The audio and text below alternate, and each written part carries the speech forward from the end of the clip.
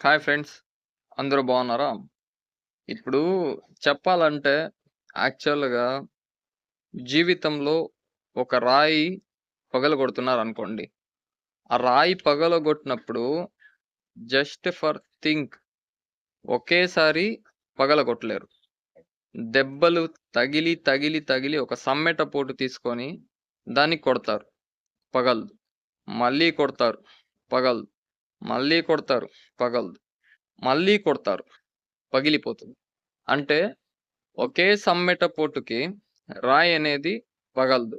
అలాగా అన్ని సమ్మెట పోట్లు కొడితేనే రాయి పగులుతుంది అంటే, నువ్వు జీవితంలో నిరంతర కృషి చేస్తేనే ఏదన్నా సాధించగలవు. అంతేగాని ఒక సమ్మెట పోటుకే నువ్వు వెనకడుగు వేశావు అంటే, ముందడుగులు చాలా ఉంటాయి.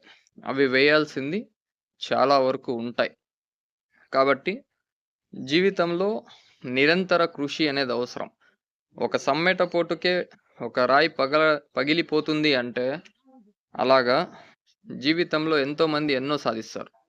కానీ నిరంతర కృషి అనేది గూడా ఇంపార్టెంట్. అలాగా ప్రతి ఒక్కటి వాళ్ళకి అనుగుణంగా నిరంతర కృషి చేయాలి.